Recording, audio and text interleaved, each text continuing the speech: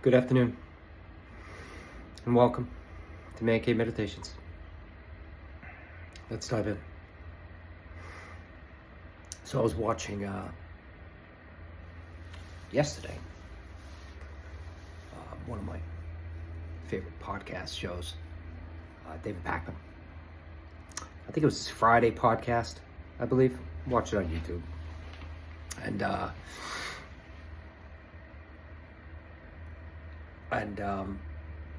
Yeah, I've really got to start. I'm sorry, aside, I have to really start getting into like the Substack stuff, and not saying do my own, but like watching my favorite people. I just watch them on YouTube. I don't go beyond YouTube, but I should change that. So anyway, aside there. Anyway, I was watching his Friday show, and one of the things he touched on,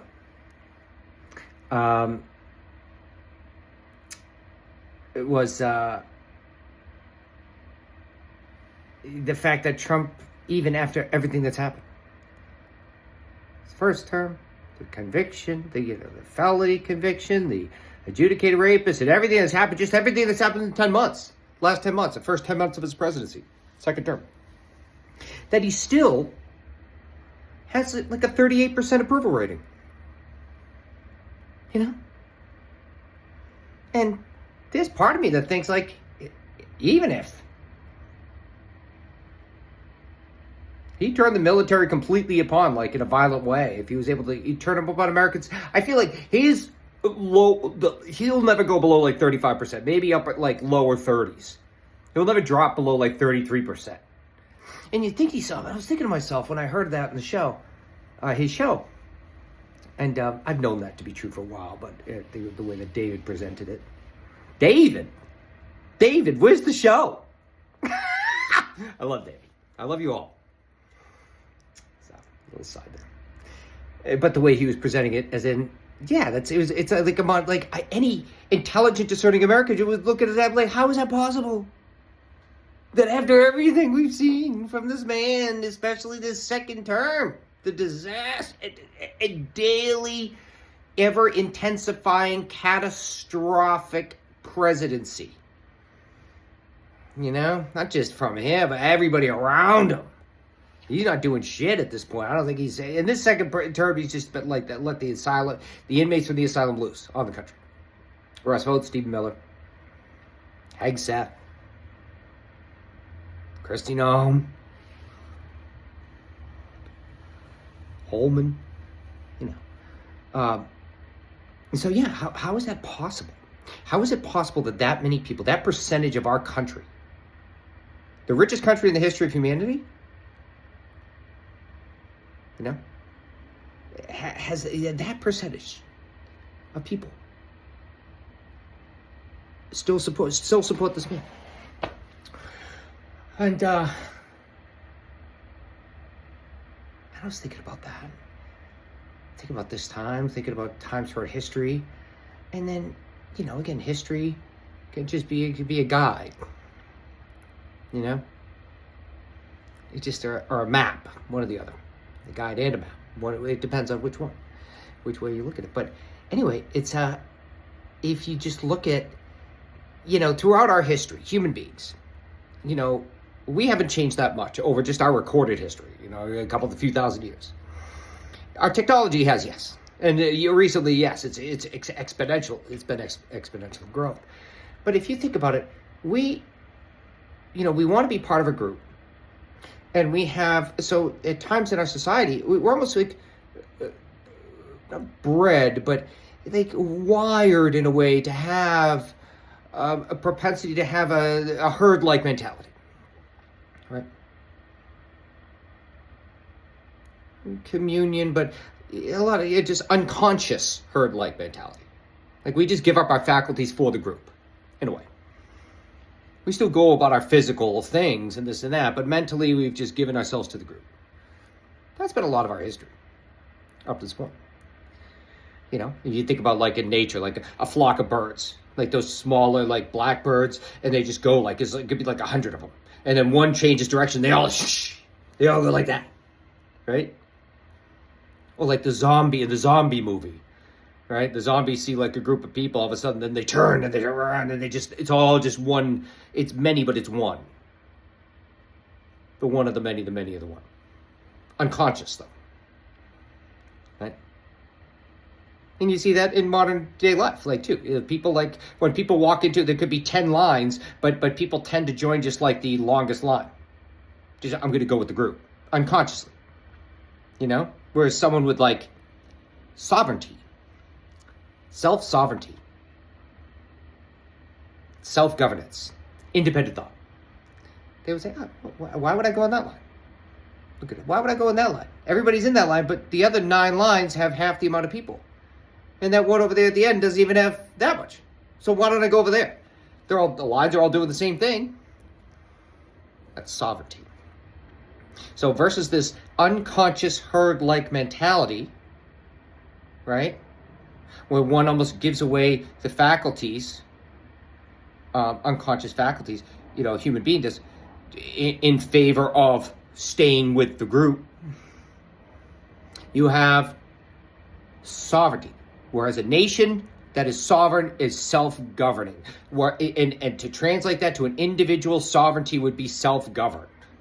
I can govern myself, right? I may be part of a group, but I'm not going to just give up my self-sovereignty for the group. Right? Whereas if you have a group of people who are sovereign, have sovereignty, and they get together, then I call that conscious collective sovereignty. Right? Example would be like, conscious collective sovereignty, like like a marching band, a great marching band, where you have to be doing, as an individual in the band, you have to be doing your own thing and responsible for your steps, but you're also at the same time part of a group that is collectively, it's moving towards something. It's this individual sovereignty and this collective sovereignty, right? Not unconscious. Unless it's a bad marching band, then it could be unconscious. So yeah, it can go either way. But that's, I guess, it's an analogy is good or bad. But so anyway, talking about going back to that 38%. I mean, if we think at times throughout history, where say this, the herd, the herd-like mentality, the unconscious herd-like mentality. I mean, if we just look where, a lot of times the people, those who are in power with combined, most oftentimes with a newer form of technology or forms of technology, are able to just basically numb the masses into this unconscious herd-like state where they just move like a herd of cattle any way they want them to go. I mean, look at Nazism 80 years ago, 90 years ago, right? You had Goebbels, the propaganda expert, and then through film, that was a fairly new technology, radio, fairly new technology, right? The written word, obviously that was, older, but all these ways to get ideas out to the masses, and they were the only ones giving the ideas. And before you know it, people would just, they were like, like zombie-like, like living zombies, living dead. They gave up their sovereignty. It was an unconscious herd-like mentality. And then look where that led. Whereas you could say currently with this 38%, again, with technologies, use of social media, your all these mega influencers. You have your Fox, that media form. Whereas in the past, in order to have these, even 100 years ago, to have these, beyond the written word, to have these ideas be expressed, shared, you would have to go to a salon, or you'd have to go to and you have to speak your ideas to someone. Now, it's just, you could have one person spouting absolute nonsensical crap that's paid $25 million a year by Fox News, and then tens of millions of people could just, watch on their TVs, watch on their phones. And that has made a mega, that's the 38%, the 35, whatever it's going to be, that there's no bottom, because it's an unconscious herd-like mentality, which is dangerous. It's so dangerous. I mean, look at Nazism, right? Whereas on the other opposite side of that, if we look at examples through history, you could have, again, it's a lot of it has to do. It's also not just for the negative, but for the positive as well. It's these movements, like they happen with the advancement of a new technology or of technology in some way, right? So you look at like the 1440, Gutenberg invents the printing press. Up to that point, the Bible's the most read book in history. That was basically the only book back then. There were others, of course, but in Europe, medieval Europe, like that, the Bible was it. So Gutenberg invents the printing press. At that point, now you could print Bibles. You could print them, right? Whereas before that, the way a Bible was written, it would be a monk's job. A monk might, and they would just copy it. They would just write it down. You might get through like, one monk might get through like, like 10 of them in a lifetime, if that. Work your whole life to make like a few. Now you could, the printing press. So this acceleration, of ideas, I believe, led to the Protestant Reformation. 1517, you had Martin Luther put his 95 theses.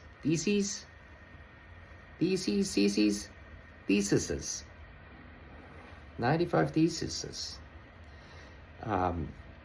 Going on the, was it Würzburg? On the door there. And basically it was, that was the spark that started the Protestant Reformation. Which I would say was, a big collective sovereignty, like an active collective sovereignty. Like people started to question, why is this? To the Catholic Church. Why do you have these people charging indulgences, payments of indulgences to rich nobles? And that means that they get through purgatory. There's nothing about purgatory in the Bible now that you get to see the Bible. So again. And then if you go just, a couple hundred years past that, 250 years past that, you get to the American Revolution. Basically same technology, but the writings of Thomas Paine, Common Sense. Right? That was able to go around, be filtered around through all these different, again, there was no country at that point. It was colonies, 13 colonies. All were doing their own thing. Right? But those ideas that united a people. Right? And it could even be said, the past, the rise of social media led to Arab Spring. Right?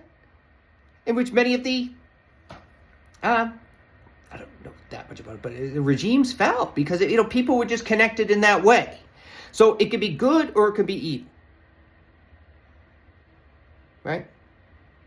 But I guess what I'm getting at is that 38%, that 30, again, at one point, whether it's with Trump's ousting or I don't know, but that's going to break.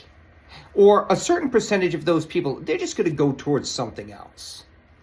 They don't want to be sovereign. They don't want to think for themselves. And that's not a judgment. It just is. They got to figure it out on their own. But now in countering this, and it's already growing, it's already happening, but you have a movement of collective, individual, conscious, collective sovereignty.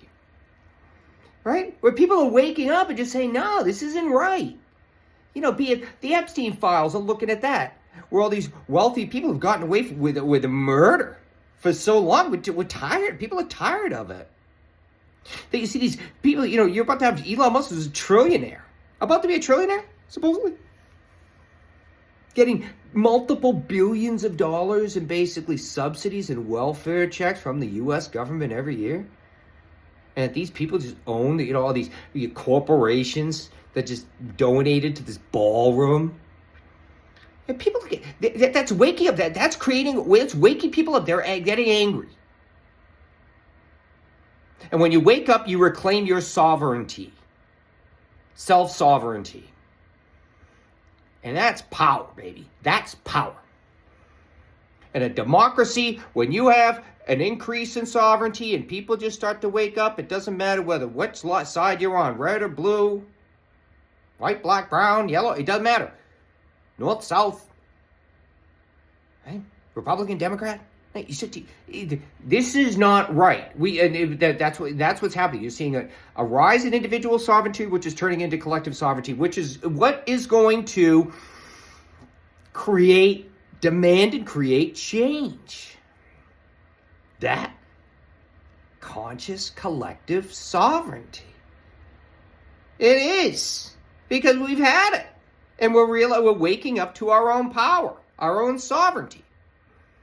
We've had it, and we're demanding. It's starting now, but you're going to see it more and more. We're going to demand more of our leaders. And these people, whether Democrat, Republican, they used to do things the old way, and we do our thing, and screw all of you, and they don't think outside D.C., they don't give a shit about. No, it's done. They will adapt, or they will be washed away. They will be. You know? And I know recently I've said something about you're going to see more and more people gaining that sovereignty. You know, and I think about Marjorie Taylor Greene, and I know I just talked about her. But it could be that something within her woke up. Now, does that resolve her of her past sins? Right? And all the lunacy that has happened based upon her actions? No, it's going to be a long rehab period. That's what I say. Right? We must be wary. We must be wary.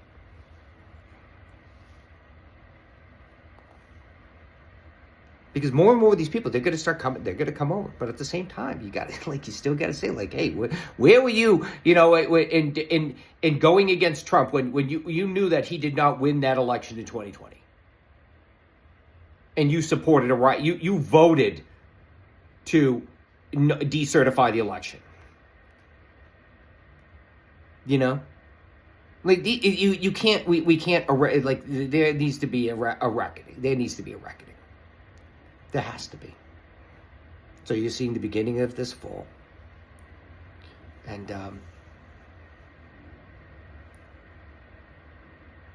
you're going to see more and more. There's still going to be a percentage of the people that are going to want, even if Trump goes, they're going to just go towards something else. They want to be unconsciously in the herd, right? They don't want to think for themselves. They don't. But more and more are going to start pushing off. And they coming off into this individual collective, conscious sovereign movement.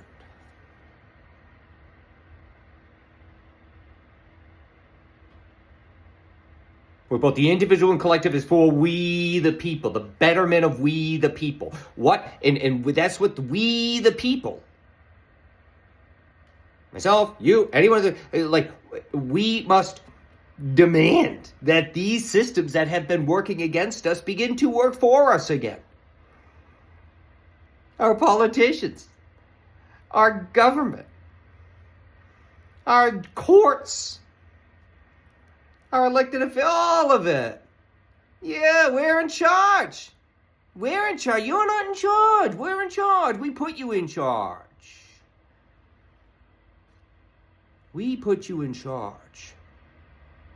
And that, it's already been lost, basically, because of all the madness that's happening so quickly. But that Tuesday, November 5th, that showed that, shot across the bow, that showed that in a big effing way.